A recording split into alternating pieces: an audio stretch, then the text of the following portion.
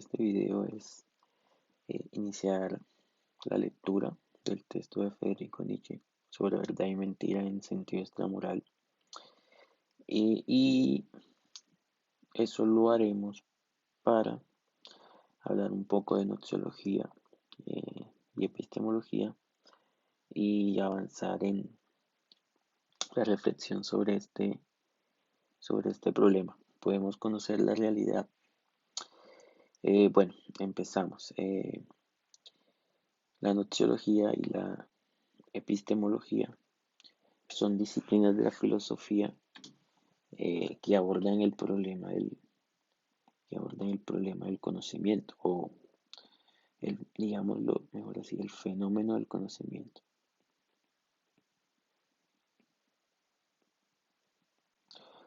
Como les he dicho en clase,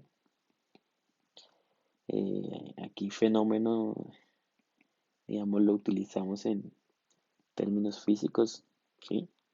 No se refiere a alguna deformación o algo así, que es como vulgarmente, pues, eh, ustedes o la gente lo usa, ¿no? En general. Fenómeno se refiere a ¿sí? lo que se presenta, ¿sí? Algo que se presenta, digámoslo de esa manera. Lo que se presenta pues a nuestra experiencia, ¿listo? En ese sentido, eh, el fenómeno del conocimiento, mm, eh, digamos, se puede enfocar al menos de dos formas, ¿no? El conocimiento en general, ¿sí? Y digamos, hay formas específicas o especializadas del conocimiento como las ciencias. Digamos, la manera como conoce el científico es más especializada, más tecnificada, digámoslo así, más refinada que la idea que tenemos del conocimiento en general, que digamos es experimentado por cualquier ser humano. Y en ese sentido, pues aquí hallamos una diferencia, y es que la noxiología estudia o reflexiona sobre el conocimiento en general o plantea sus problemas sobre el conocimiento en general, y la epistemología, digamos, abordaría el conocimiento específico de las ciencias, el conocimiento mediado por la aplicación de un método. Entonces, el conocimiento en general eh, como fenómeno, ¿sí? Digamos el fenómeno cognoscitivo, digamos tradicionalmente cuando usted estudia, eh, por ejemplo, la teoría del conocimiento de Johannes Hessen o los abordajes que hace Bertrand Russell en su texto Los problemas de la filosofía, se plantea tradicionalmente como una relación, ¿sí? Digamos, el fenómeno cognoscitivo se produce, ¿sí? Como una relación entre lo que conoce, lo que conoce, ¿sí? Que es el sujeto, y lo conocido, o lo que se conoce más bien, pongamos así. Eh, no lo conocido, lo que se conoce, que es el objeto.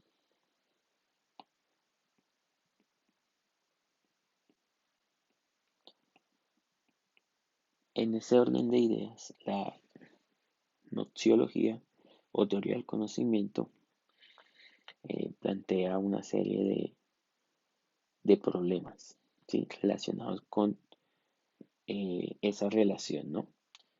Entonces, digamos que los problemas eh, en general podrían ser, pues, el problema sobre la posibilidad del conocimiento,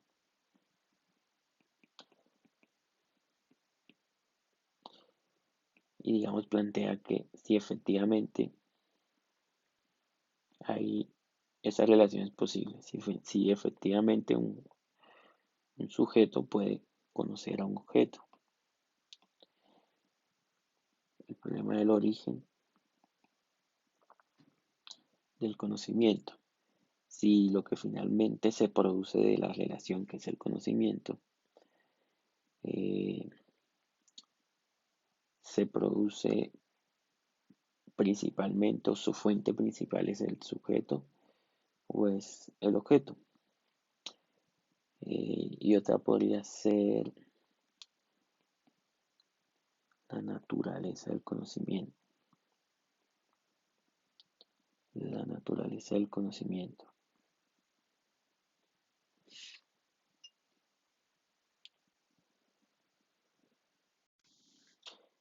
La naturaleza del conocimiento, o también pues esencia, sobre la esencia eh, del conocimiento, ¿no? Y se refiere pues al o se pregunta por el modo de ser, por decirlo de alguna manera, del conocimiento, si pues lo que nosotros conocemos corresponde a lo que el intelecto del sujeto produce, ¿sí? Estados de conciencia, ideas, percepciones, o si el conocimiento, eh, en cierto sentido, es algo que el objeto se refleja en nosotros, que nos viene del exterior,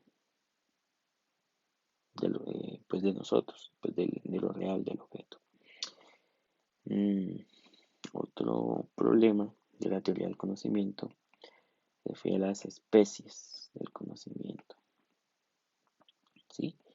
Y pues es, digamos, la reflexión relativa acerca de si, además de la experiencia, de la razón, eh, de, de los datos, pues, de los sentidos que se supone nos aporta el estímulo que los objetos tienen nosotros en nuestro sistema de percepción y pensamiento, hay eh, otras formas de conocimiento que de pronto no necesiten eh, como esa reflexión racional ni de la información de los datos de los sentidos, ¿no?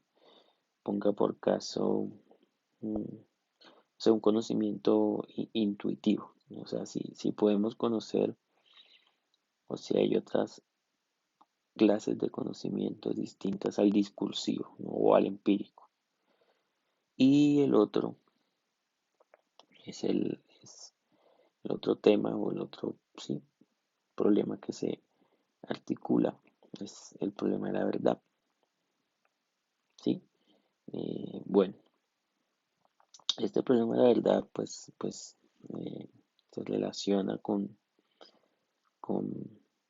el criterio que utilizamos para distinguir eh, lo que es conocimiento de lo que no es.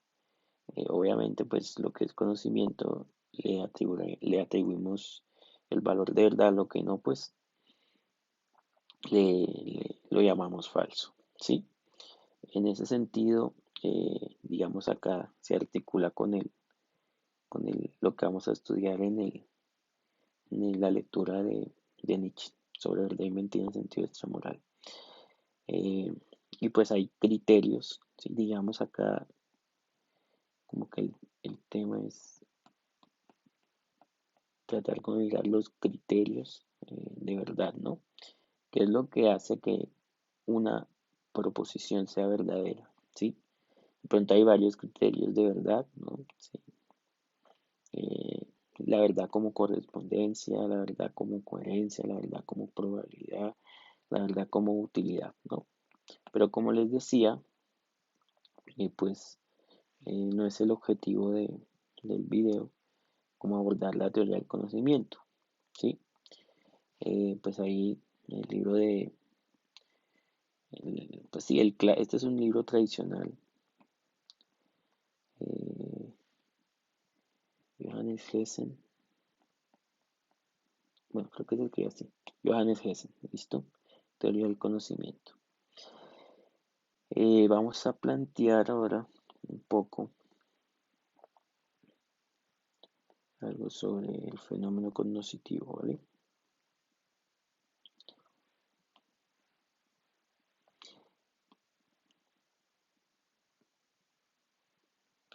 Vamos esto acá, listo.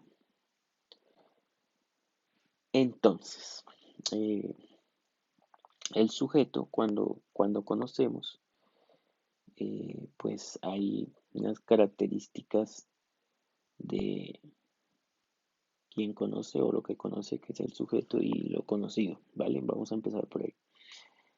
Entonces, el sujeto, eh, eh,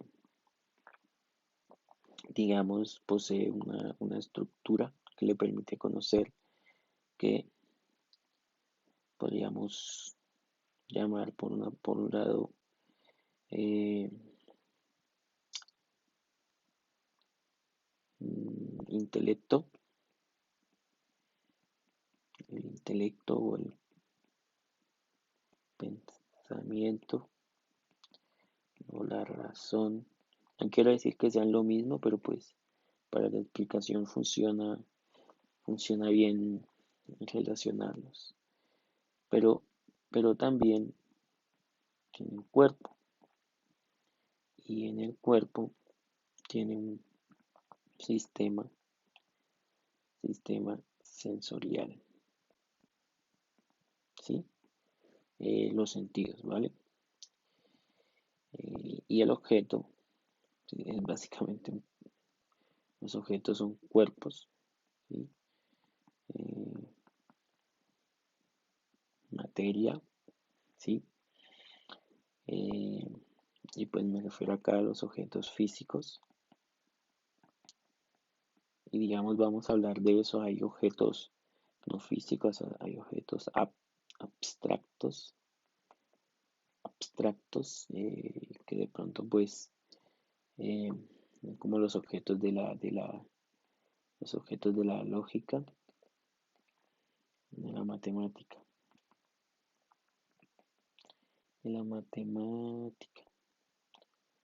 ¿sí? Por ejemplo, una figura, un número, listo. Los cuerpos materiales, podríamos decirlo, tienen como unas propiedades, ¿sí? Eh, Propiedades primarias y podríamos decir propiedades secundarias, ¿sí? Y pues esta distinción la explica muy bien el filósofo empirista Berkeley, George Berkeley, pero pues no, no estamos acá como explicando pues filósofos puntualmente. Entonces las primarias, digamos, se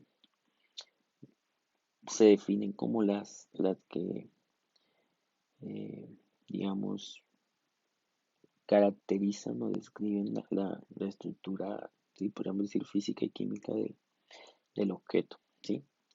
Que digamos no dependen de la percepción o de la interpretación que hace el sistema sensorial del, del sujeto, ¿no? Entonces, la densidad, no sé, el volumen,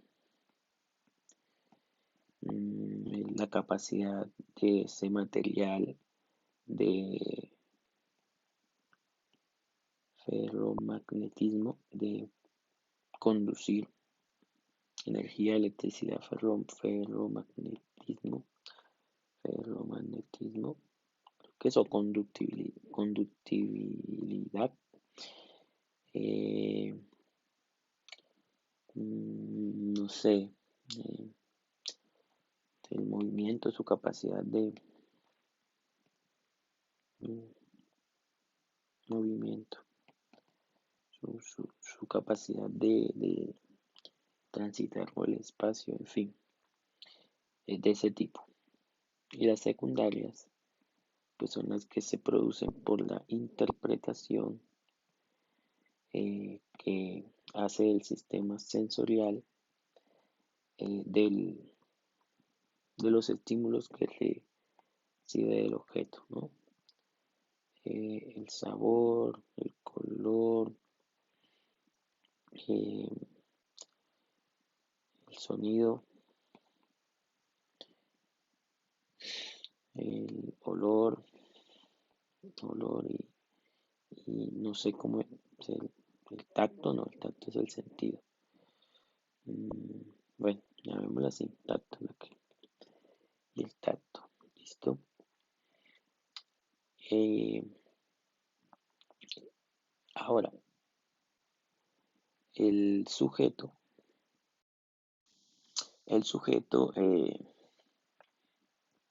pues decimos que conoce, digamos, de la relación, el resultado de la relación es el conocimiento. Y pues tradicionalmente se entiende o la teoría del conocimiento explica que el conocimiento se produce si y solo si el sujeto aprende el objeto, digamos, lo capta, ¿no? Ese eh, aprehensión viene acá de cuando el policía captura, ¿sí? Al ladrón, ¿no? Es aprendido. Las autoridades aprenden al criminal, se produce la aprehensión del criminal, ¿no? En ese sentido, pues se refiere acá, ¿sí? Entonces, eh, como les decía, eso pues es un problema porque pues eh, uno, uno, si, si esa relación está mediada por el cuerpo, ¿sí? ¿Y qué es el cuerpo humano? El cuerpo humano es un organismo,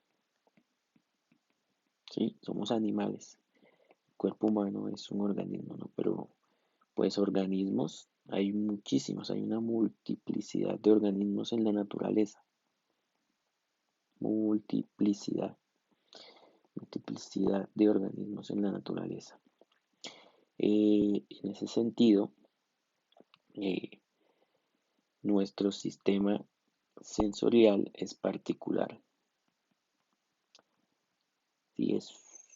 Está organizado de una forma puntual en nuestra especie y pues en la multiplicidad de organismos hay otras maneras en las que están organizados esos sistemas. Por ejemplo, el oído de un murciélago, ¿sí? O sea, es muy diferente al oído de un perro y de un ser humano,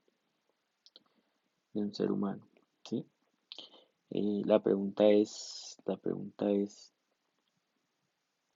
con respecto a la percepción, lo que estimula pues el sentido del oído, el órgano del oído, es la manera como en el aire se propagan las ondas sonoras, ¿sí? Las ondas sonoras. ¿Cuál es la lectura correcta? ¿Cuál es la realidad sonora de una onda que se propaga en el espacio? ¿La que interpreta el oído de un murciélago, el oído de un perro o el oído de un ser humano? ¿Sí? Digamos, ¿con qué autoridad, sí, con qué autoridad decidimos cuál es el modo de ser correcto de cómo se escucha una onda que se propaga en el espacio o que se propaga en un material, ¿sí? Eh, Esa es, digamos, que una situación, ¿no? Bueno, pero, pero, pero, digamos, no para ahí. No, no, no es conocimiento aún el dato, el recibir el estímulo, ¿sí? O sea, el estímulo en alguna de las conexiones o terminaciones nerviosas de nuestro cuerpo, pues del objeto, del mundo exterior, ¿sí? Porque es que ese estímulo, esos datos, pues reciben un orden, eh, se pueden considerar, digamos, como percepción, como experiencia,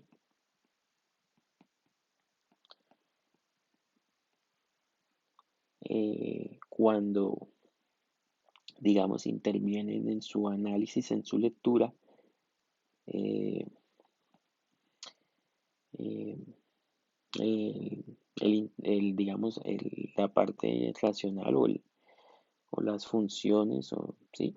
O la facultad, pues, del intelecto, del pensamiento o la razón. Digamos, es una cosa, es una situación o un problema bastante complejo, ¿no?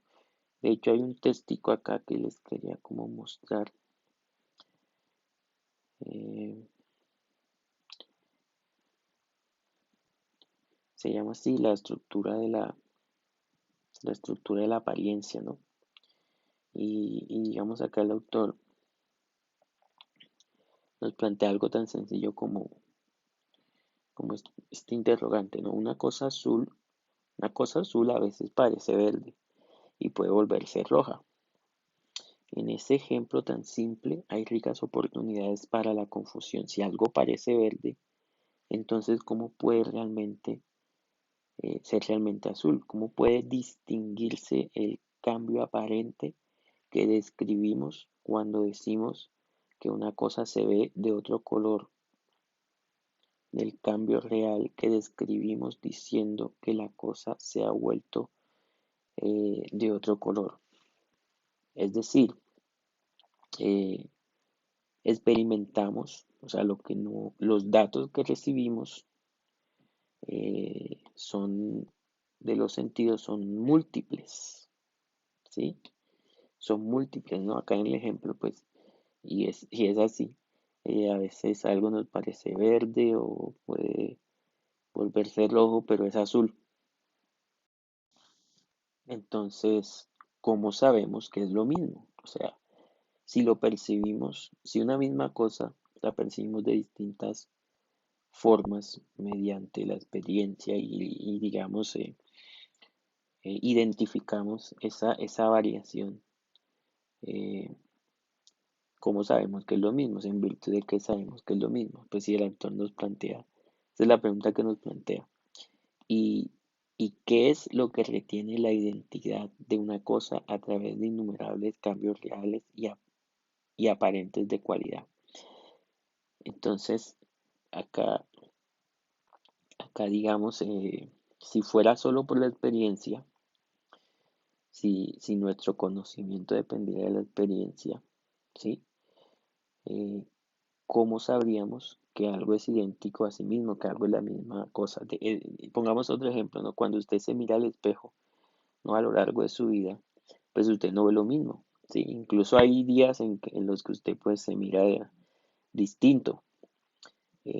¿Cómo sabe que es usted mismo? ¿Cómo sabe que el que miró a las 2 de la mañana, que se levantó pues a estudiar, a hacer una lectura, a grabar un video para explicar una clase de filosofía de 11 y se mira al espejo, así como se levanta, es el mismo que se mira a las 10 de la mañana o al mediodía? O sea, cómo retenemos, a pesar de la variación en la percepción, la identidad de algo, ¿sí?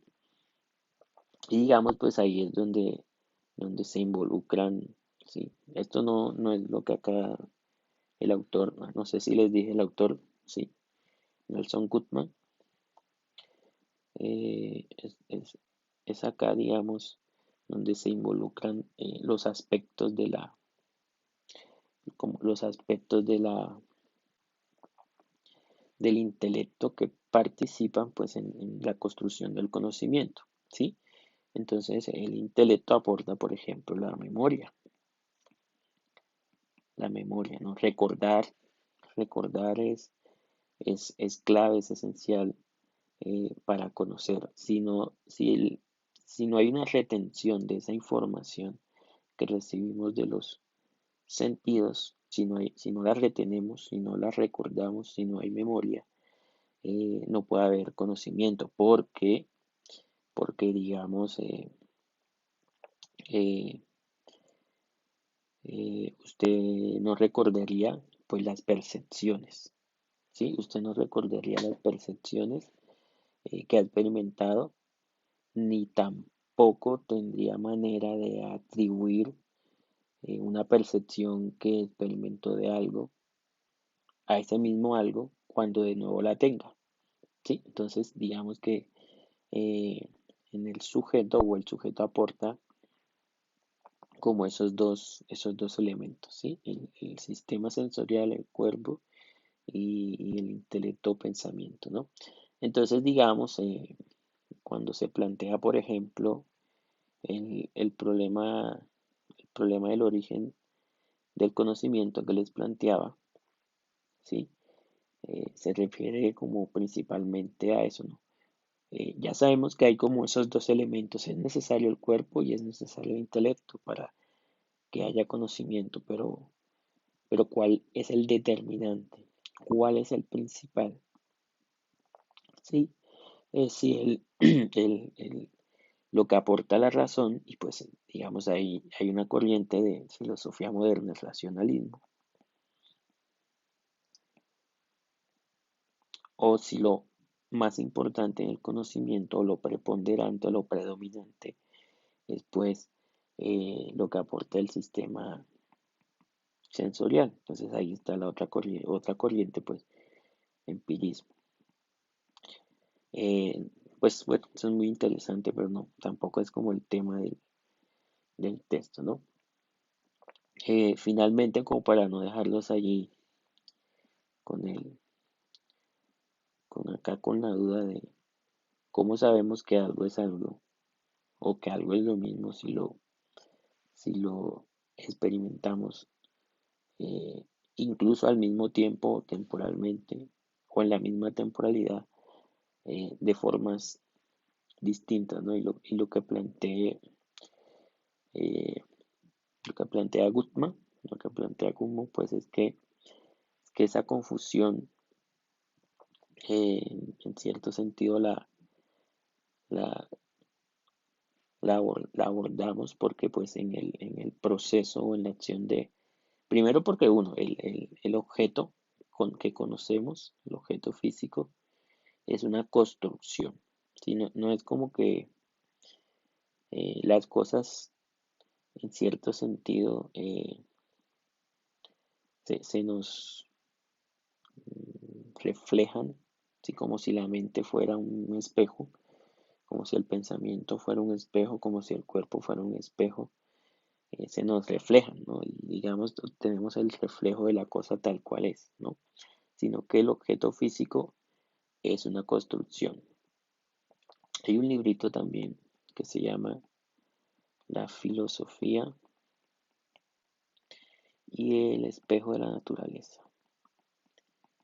Y el espejo de la naturaleza, de Richard Rorty. El primer capítulo, el primer capítulo que es sobre la mente, eh, explica de una manera interesante esta analogía de la mente como espejo, ¿no? Pues es una crítica a esa analogía. Entonces, eh,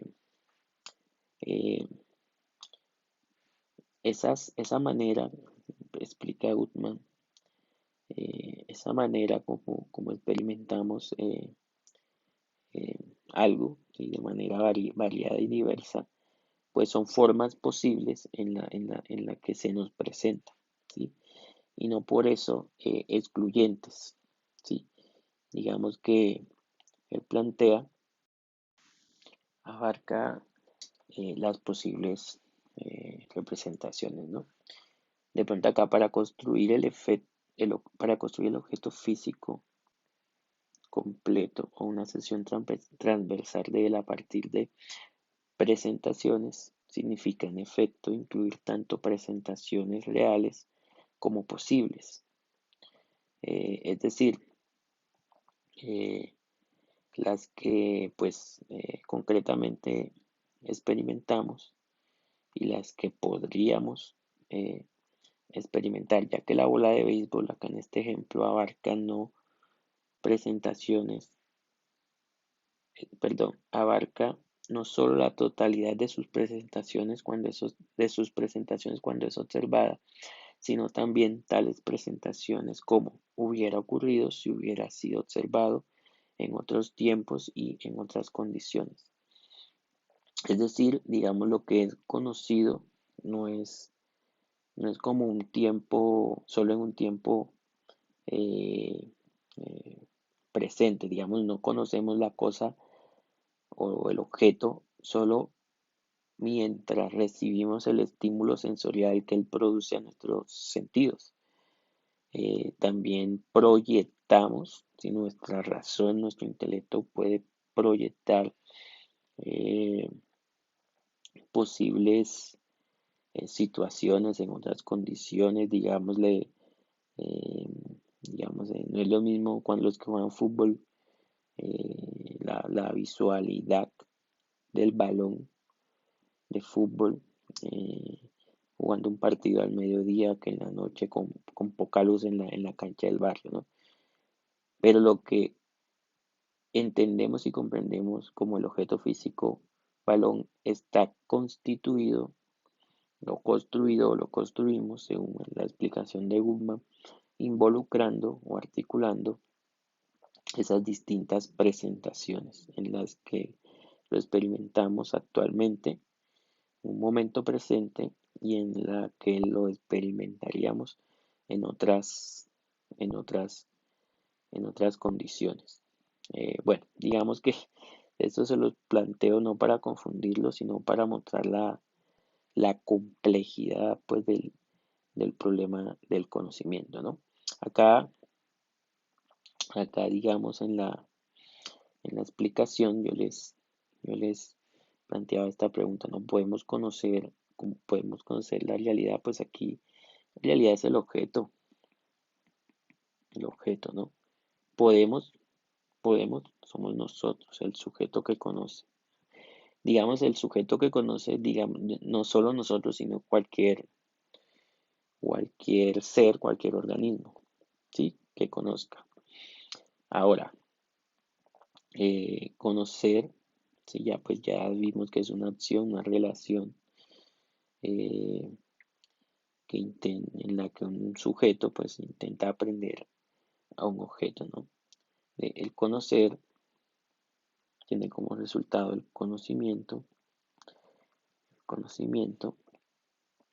eh, y digamos de ese conocimiento eh, eh, se, se desprende el problema de la verdad. Y entonces la verdad, ¿qué es? La verdad es un valor epistemológico, ¿sí? Y es un valor epistemológico que se aplica o con el que medimos o al que atribuimos a proposiciones. No decimos la manzana es verdadera o la mesa es verdadera, no, decimos o eso o verdad se aplica a la oración que afirma, por ejemplo, la mesa está en la sala, ¿es verdad o no? El profesor de filosofía explica claro si es verdad o es falso. ¿Sí? Digamos, la verdad es un valor epistemológico. Cuando decimos valor epistemológico, se refiere a un valor que califica por decirlo de alguna manera, el conocimiento contenido en una proposición, en una afirmación. Y Eso en general, más o menos, es de lo que trata el libro de Federico Nietzsche. Voy a leer, voy a leer algunos pasajes que subrayé y tratar de mostrarles, explicarles pues cómo él entiende el problema del conocimiento, ¿no? El texto empieza con una fábula, ¿sí? Dice la fábula científica del mundo. En algún apartado rincón del universo centellante y desparramado en innumerables sistemas solares, hubo una vez un astro en el que animales inteligentes inventaron el conocimiento. Y hay un primer elemento, ¿sí? Animales inteligentes, pues obviamente es el ser humano, inventaron el conocimiento. Entonces ya aquí Nietzsche está tomando una posición con respecto a tal vez el, el qué, la posibilidad del conocimiento o la posibilidad que tiene el sujeto de aprender al objeto. Y pues si el conocimiento es el, lo que resulta de esa aprehensión, y Nietzsche plantea que el conocimiento es una invención del ser humano, entonces uno podría pensar que para Nietzsche no es posible ese contacto, ¿no? Y además una respuesta a la pregunta por la naturaleza del conocimiento, y obviamente para Nietzsche sería que el conocimiento es propiamente de naturaleza subjetiva, ¿no? Se reduce a estímulos, percepciones y lo que produce la razón o el intelecto. Y además, yo quiero que miremos cómo sigue, ¿no? Fue el minuto más altanero y falaz de la historia universal, pero a fin de cuentas solo un minuto. Tras breves respiraciones de la naturaleza, el astro celó y los animales inteligentes hubieron de perecer. Eso, eso acá nos plantea, digamos, una visión antropológica, de Nietzsche, antropológica, eh, que sitúa, digamos, al ser humano al nivel que lo sitúa la biología, pues que es el ser humano, otro organismo, ¿sí? Otro organismo, ¿no? Y digamos, eh, con relación, digamos, de la existencia de ese organismo con relación a la historia universal. Y cuando decimos la historia del universal nos referimos a la historia del universo. Es mínimo, es insignificante, ¿no? De allí que diga un minuto altanero, o sea, un minuto presumido, un minuto, como decimos nosotros, que se las da o se cree más de lo que es, y un minuto eh, falaz, ¿no? Y aquí pues entramos a un concepto clave del texto, que es la mentira. La mentira, ¿listo? Digamos acá en este primer párrafo, eh, esto nos plantea Nietzsche, ¿no? Alguien podría inventar una fábula semejante, pero con todo no habría ilustrado suficientemente cuán lastimoso, sombrío y caduco, cuán estéril y arbitrario es el estado en que se presenta el intelecto humano dentro de la naturaleza. Intelecto humano. Sí, entonces el intelecto humano, pero ojo, el intelecto humano dentro de la naturaleza. El intelecto humano va a ser acá otro elemento importante pues del ensayo pues que Nietzsche acá nos plantea. Eh, el intelecto humano es lo propio de los animales inteligentes, ¿no? Y digamos en ese sentido, como el intelecto pues se encuentra inmerso dentro de la naturaleza, ¿cuál es el valor? ¿Sí? ¿Cuál es el valor que tiene el intelecto humano, qué es lo que realmente hace el intelecto humano. Eh, Ahorita en la explicación que les hice pues de la teoría del conocimiento, acá pues lo que nos plantea la nociología y la epistemología es que pues el intelecto humano tiene la finalidad de conocer la realidad, de producir un conocimiento, de llegar a la verdad, ¿no? Pero cuando lo analizamos como Nietzsche en el contexto de la naturaleza, ¿será que llegamos a las mismas conclusiones? Sigue el texto. Hubo eternidades en las que no existía, ¿sí? Y es que, pues, eh, y es que para Nietzsche, pues, la situación del ser humano en, en el contexto, digamos, cuando lo visionamos, teniendo en cuenta la dimensión de la historia del universo y de los otros organismos, pues resulta ser insignificante. Eh, Hay un testigo de Yuval Noah Harari, de Animales a Dioses, que es un texto sobre nosotros, breve historia de la historia universal, ¿no? Y en un capítulo, bueno, les decía que este autor titula el capítulo Un animal sin importancia para referirse un poco eh, a, al valor, ¿no? de nosotros como especie en la existencia. Y digamos, no, planteemos acá estos números. Hace 13.500 millones de años, pues aparece la materia. Eh, unos, unos 300.000 años después, eso quiere decir hace aproximadamente unos 13.499.700.000 años, ¿sí? Algo así.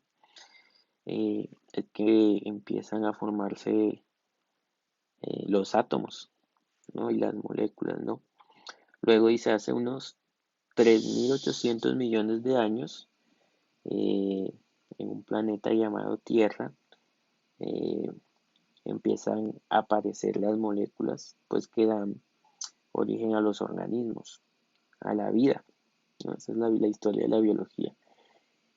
Eh, y después de eso, tan solo hace 70.000 años, o sea, somos con respecto como a esa línea del tiempo, pues realmente muy poco, aparece pues el organismo complejo llamado eh, Homo sapiens, ¿no? Entonces, a eso se refiere Nietzsche, a eso se refiere Nietzsche con el lugar que nosotros tenemos pues en la historia universal, ¿sí? Eso, digamos, es en su argumentación, eh, pues nos lleva a lo siguiente, nos lleva a lo siguiente, ¿no? Una parte acá que se divide, pues el ensayo, ¿no? El engaño arte de fingir del intelecto humano. Dice, es digno de nota que sea el intelecto quien así obre, el que sin embargo solo ha sido añadido precisamente como un recurso de los seres infelices, delicados y efímeros para conservarlos un minuto en la existencia, ¿sí? Entonces, ha sido añadido. Pues, ¿quién lo ha añadido? La naturaleza. Naturaleza. Esta argumentación de Nietzsche, pues la realiza también en el contexto pues, de la teoría de la evolución. Teoría de la evolución.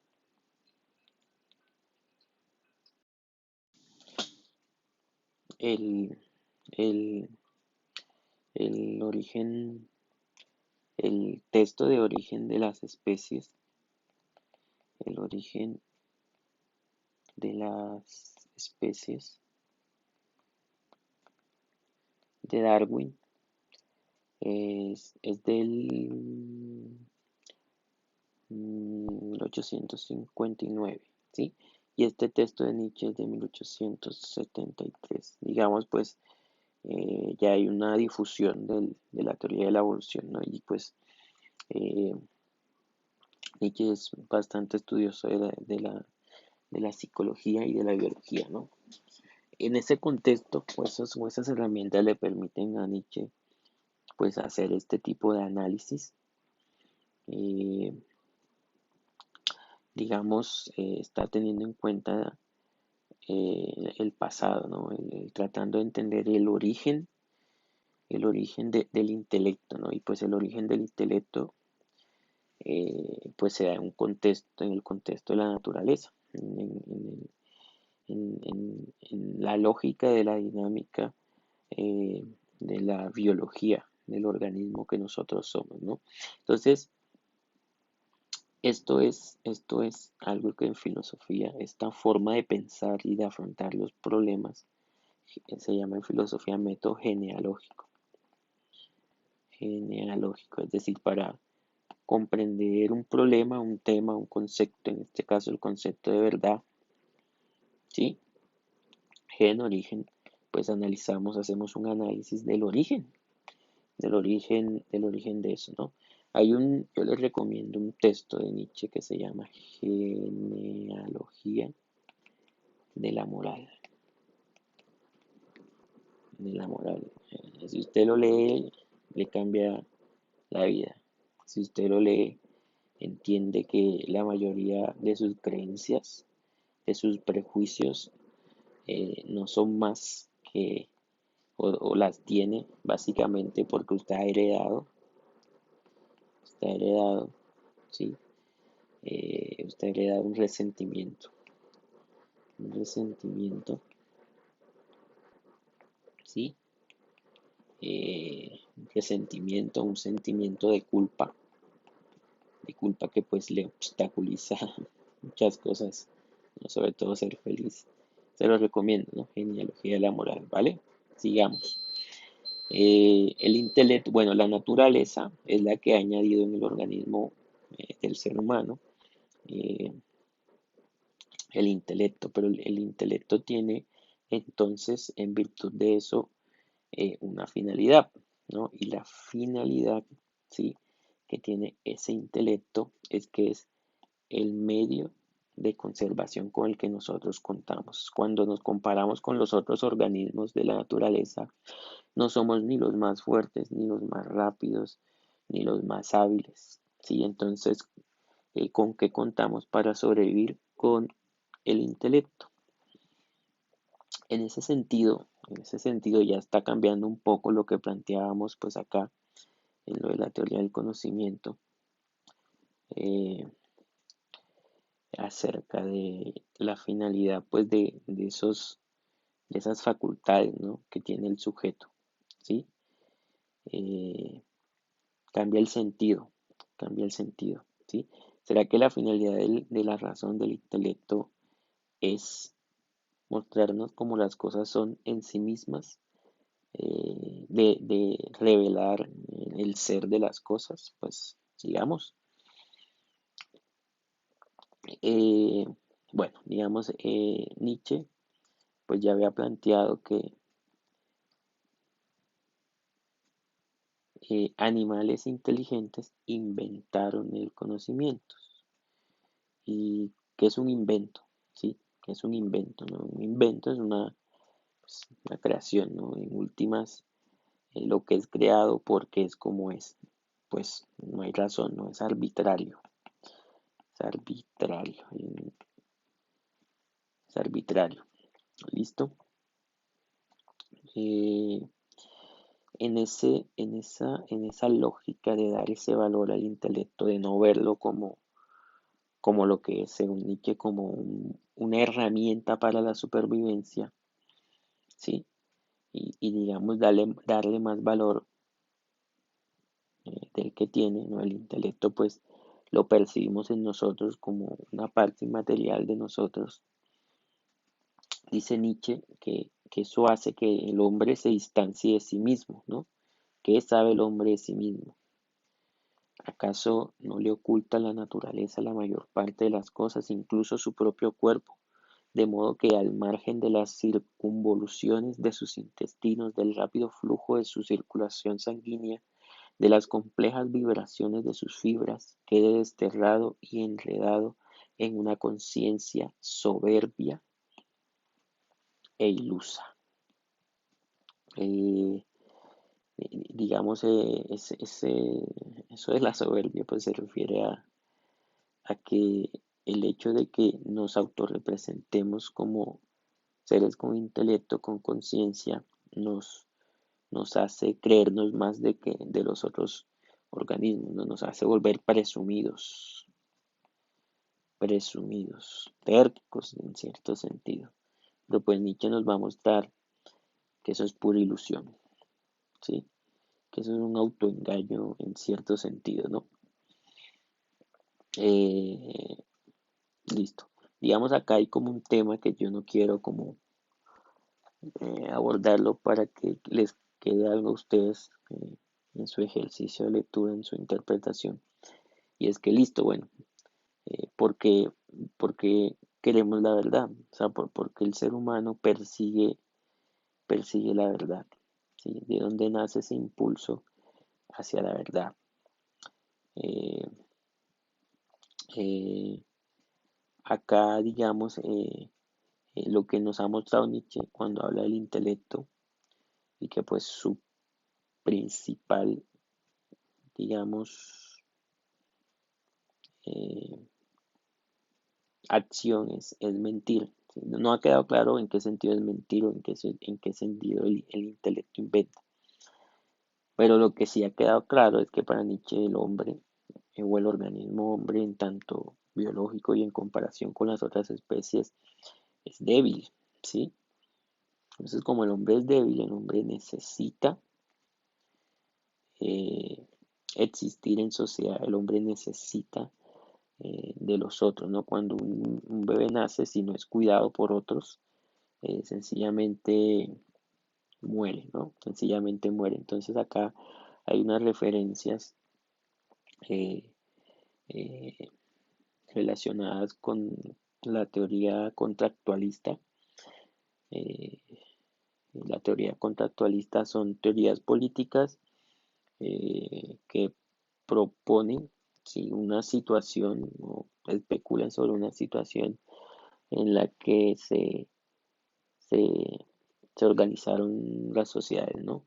Y digamos que Thomas Hobbes, filósofo político, plantea que pues el ser humano se asocia básicamente con otros para evitar la guerra de todos contra todos.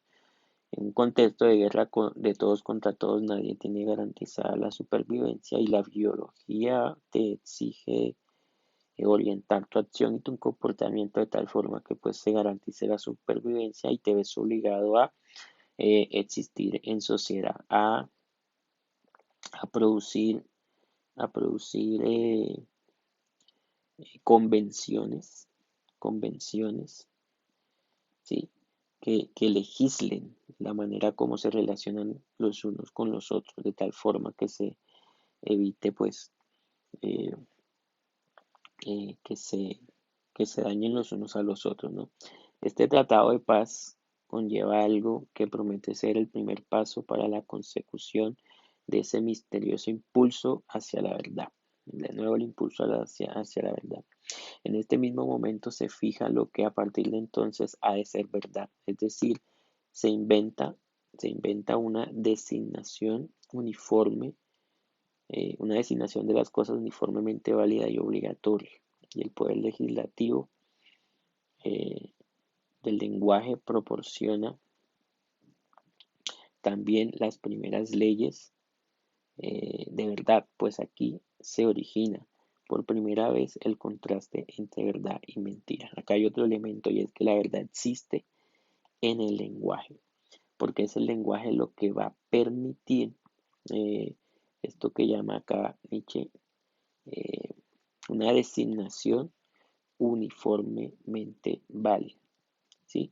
La verdad existe en el lenguaje, no en el mundo exterior y el lenguaje pues existe en la mente del sujeto. El lenguaje es el pensamiento del sujeto materializado, ese es el lenguaje.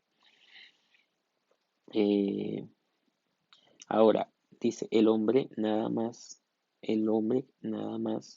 que desea la verdad en un sentido análogamente limitado, ansía las consecuencias agradables de la verdad.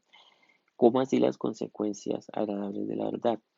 Dijimos que el hombre necesita pues estar en sociedad, pero para que coopere entre sí, para que el ser humano coopere uno con otro, pues debe entenderse uno con otro, debe haber una comunicación.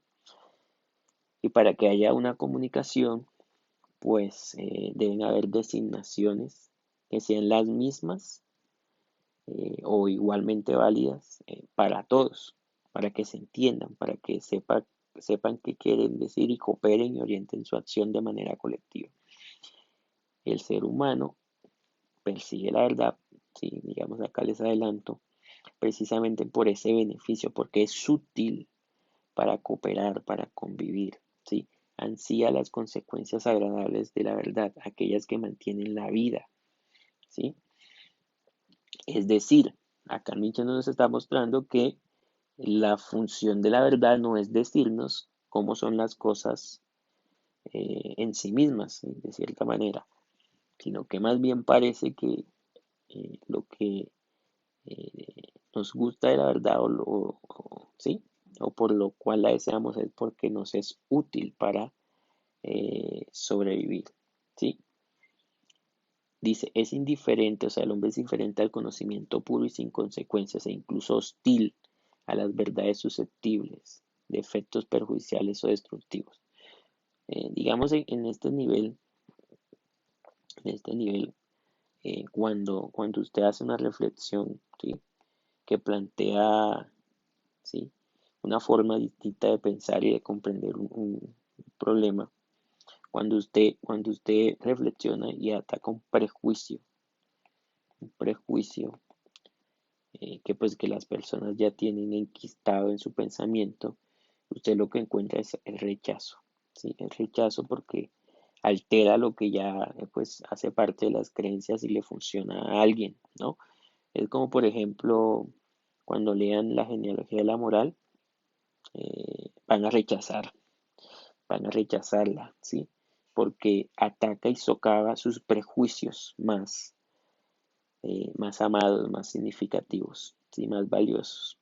La va a rechazar, no le va a creer a Nietzsche, pero bueno, él nos está diciendo aquí que eso va a pasar, ¿no? O usted intente conversar con alguien, por ejemplo, acerca eh, del amor y plantearle que esa percepción que esta sociedad tiene del amor romántico como el idilio ese permanente y eterno que, que, que, que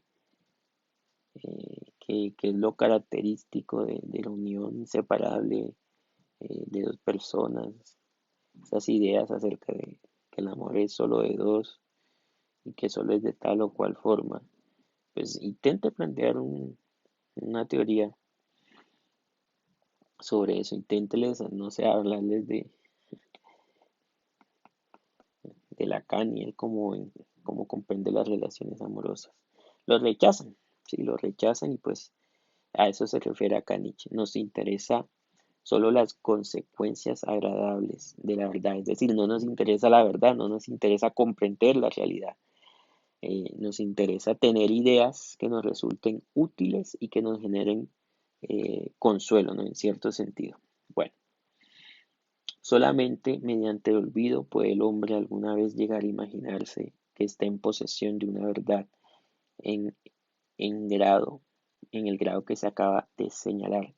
En la explicación inicial de la teoría del conocimiento les planteé básicamente todo lo contrario, y era que recordar es propiamente lo que nos permite eh, construir el objeto físico. ¿Sí? En cierto sentido, la memoria, la memoria, la memoria mediante el recuerdo es la que nos permite eh, construir la identidad de una cosa de tal forma que podamos retener las experiencias acumuladas sobre un objeto y pues decir que es el mismo. Pero mira, acá Nietzsche nos plantea que no, no espere, se le olvidó. ¿Qué querrá decir, no? En esta lectura, digamos, yo no voy a agotar lo que quiere decir Nietzsche, porque la idea es que ustedes también pues descubran lo que él nos quiere comunicar, ¿no? Entonces el hombre necesita reunirse con otros pues allí esa necesidad genera otra necesidad que es la de comunicarse y cooperar, eso produce el lenguaje y digamos que eh, en el lenguaje se engendra la verdad, queremos la verdad, no porque nos muestre cómo es la realidad tal cual es, sino porque nos sirve, necesitamos la verdad, ¿sí? Ahora, el lenguaje está hecho de palabras, ¿sí? De palabras, ¿no? Y acá vamos a un tema clave, y es que las palabras son conceptos, o las palabras se constituyen como conceptos, ¿no? Y digamos que es un concepto, ¿sí? Entonces acá Nietzsche nos hace un ejemplo, ¿no? Toda palabra se convierte de manera inmediata en concepto, en tanto que justamente no ha de servir para la experiencia singular y completamente individualizada a la que debe su origen. Por ejemplo, como recuerdo, sino que debe encajar al mismo tiempo con innumerables experiencias, por así decirlo, más o menos similares, jamás idénticas estrictamente hablando. En suma, con casos puramente diferentes, todo concepto se forma por equiparación de casos no iguales. Del mismo modo que es cierto que una hoja no es igual a otra, también es cierto que el concepto hoja se ha formado al abandonar de manera arbitraria esas diferencias individuales, al olvidar las notas distintivas, con lo cual se suscita entonces la representación. Entonces, un concepto que es concepto, acá nos lo plantea Nietzsche, es la anulación de lo real, la anulación de la experiencia, la omisión, ¿no? Más adelante va a decir la omisión de lo individual y de lo real nos proporciona el concepto, ¿sí? La realidad, pues, cómo se nos presenta, cómo la percibimos, como una pluralidad. En la experiencia particular, así la definimos como una multiplicidad, ¿sí? Como, y digamos, todos esos individuos que hacen parte, por ejemplo, del conjunto hojas son diferentes, no hay una diferencia que los distingue, pero el concepto es la negación de todo eso. Lo que constituye el lenguaje, sí, que es el concepto, la verdad donde es posible en el lenguaje, y el lenguaje está hecho del concepto, y el concepto es la omisión de lo real, de lo plural, de lo múltiple. Entonces, en cierto sentido, ¿cómo puede haber verdad si la materia prima del lenguaje son los conceptos y los conceptos son mentirosos, ¿no? Conceptos, lenguajes, ¿sí? Digamos, el concepto entonces, cuando acá Nietzsche dice, eh, del mismo modo, una hoja no es igual a otra, eh, y se equiparan, digamos, se anulan esas diferencias, pues ese proceso es un proceso mental del pensamiento que se llama abstracción, abstracción, ¿listo? Y eso es algo que hace el intelecto, ¿no? Entonces, en ese sentido, el intelecto finge, miente, ¿sí? Para, para producir el conocimiento, ¿no? El conocimiento es una, el conocimiento es una perspectiva, perspectiva una perspectiva, no es la realidad en sí misma, es una versión de la realidad, pues que se debe o que es relativa al organismo que nosotros somos, ¿sí? Ahora la pregunta es, ¿con qué autoridad acá nosotros, cuando pues planteamos lo que planteamos sobre la teoría del conocimiento, estamos, nos podemos considerar como que podemos conocer la verdad o el modo de ser en sí de las cosas, ¿no? Eh, entonces va a preguntarse Nietzsche, pues, eh, finalmente, ¿qué es la verdad, no? Que pues, eh, ¿qué es la verdad? ¿Qué es entonces la verdad? Pero ojo, entendamos de nuevo que verdad es lo que predicamos de lo que llamamos conocimiento, ¿sí? Algo que entendemos como falso, no decimos que es conocimiento, ¿sí? Y el conocimiento es el discurso, el lenguaje, el lenguaje que predica, que nos dice, que nos describe lo que es real, ¿no? Pero ¿qué es entonces la verdad? Una hueste, un conjunto de movimiento de metáforas, ¿sí? O sea, eh, cuando Nietzsche nos dice que la verdad es una metáfora, lo que nos está diciendo es que la verdad es una forma en la que pues nos referimos a algo, pero eso que utilizamos para referirnos a algo no tiene nada que ver con ese algo al que nos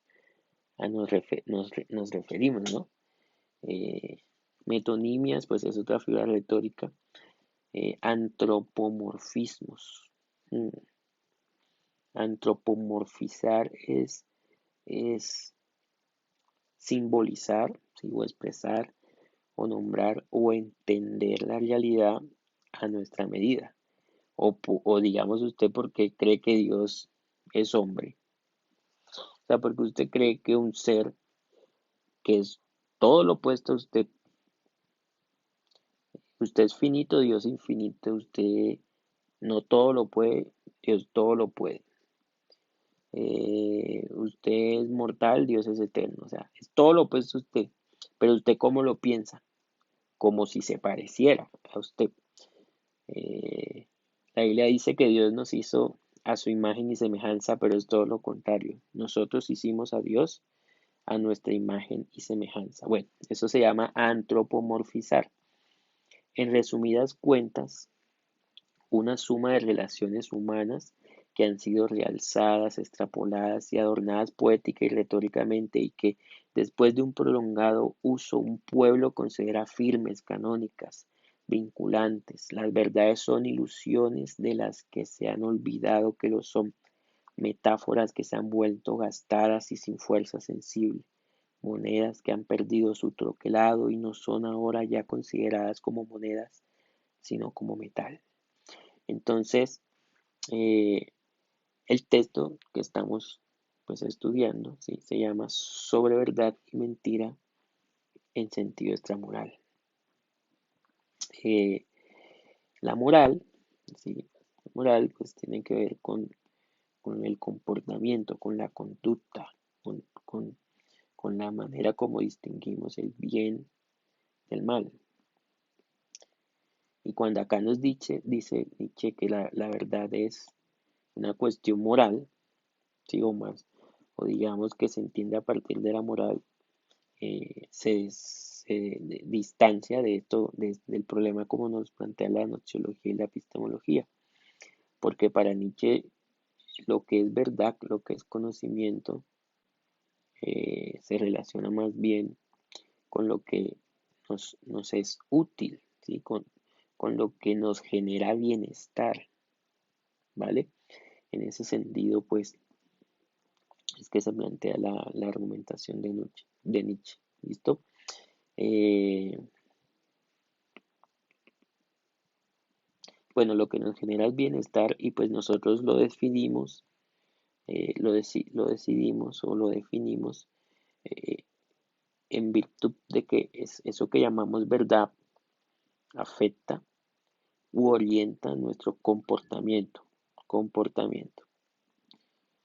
El texto va a seguir, yo digamos no voy a seguir, muy interesante, yo realmente les recomiendo.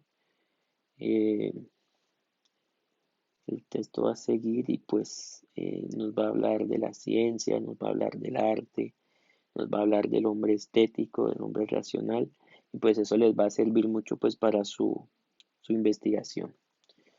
Eh, Muchas gracias.